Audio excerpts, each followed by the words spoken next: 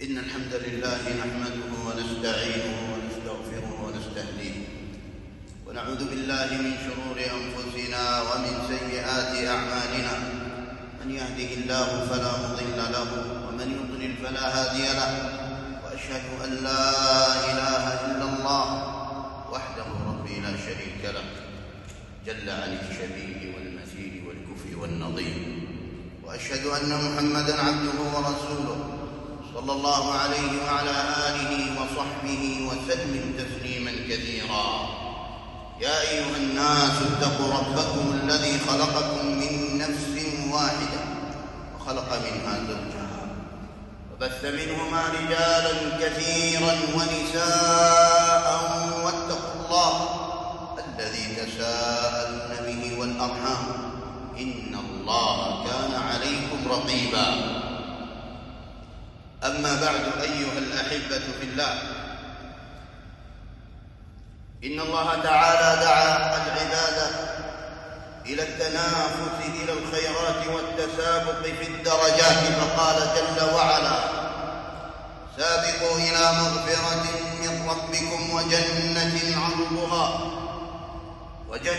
عرضها كعرض السماء والأرض أعدت للذين آمنوا بالله ورسله، ذلك فضل الله يؤتيه من يشاء والله ذو الفضل العظيم. حثهم الرب جل وعلا على المسارعة والمبادرة قبل موت داهم أو مرض طارئ أو شغل لازم، فالدنيا متقلبة الأحوال كثيرة الأشغال. قال الحسن البصري رحمه الله: يتوسد المؤمن ما قدم من عمله في قبره، إن خيرا فخيرا وإن شرا فشرا، فاغتنموا المبادرة رحمكم الله في زمن مهلته. انتهى كلامه رحمه الله.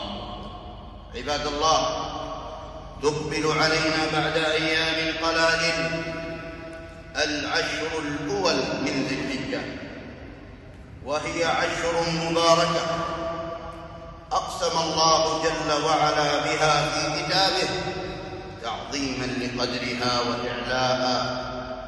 وإعلاء لشأنها. قال جل وعلا: والفجر وليال عشر. فضائل العشر من ذي الحجة، هذا هو عنوان خطبتنا لهذه الجمعة المباركة إن شاء الله عز وجل.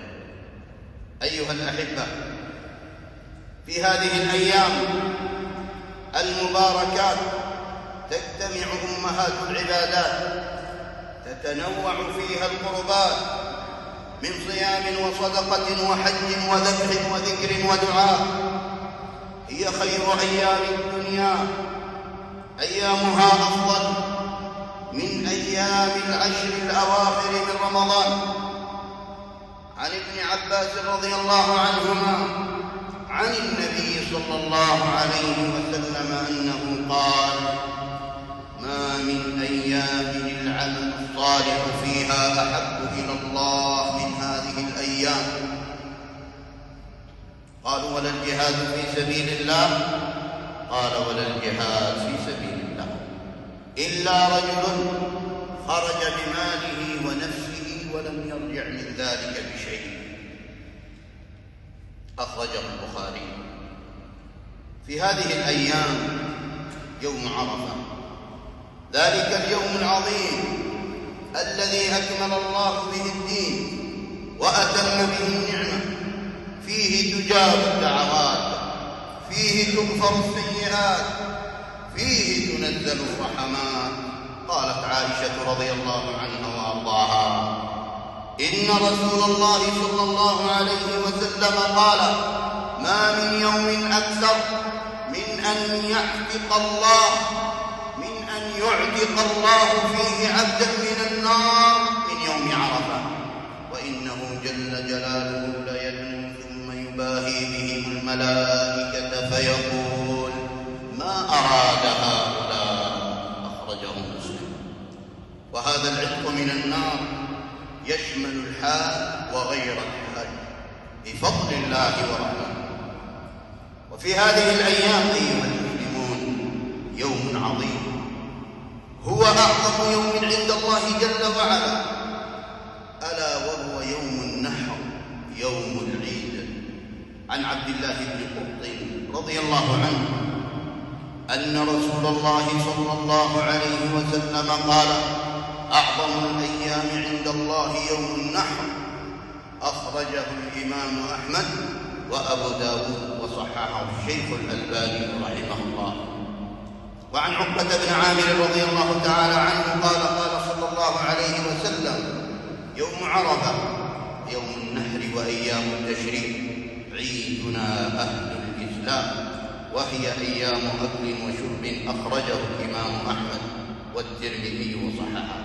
أيها الناس، يشرع في هذه الأيام، أي أيام العشر الأول من ذي الحجة، يشرع صيامها كلها إلا يوم العيد. يوم العيد فعن بعض أزواج النبي صلى الله عليه وسلم قالت: كان صلى الله عليه وسلم يصوم 9 ذي الحجة. رواه أحمد وأبو داود وصححه الشيخ الألباني رحمه الله. وعن أبي قتادة رضي الله تعالى عنه أن النبي صلى الله عليه وسلم قال: صيام يوم عرفة أحتسب على الله أن يكفر السنة التي قبله والسنة التي بعده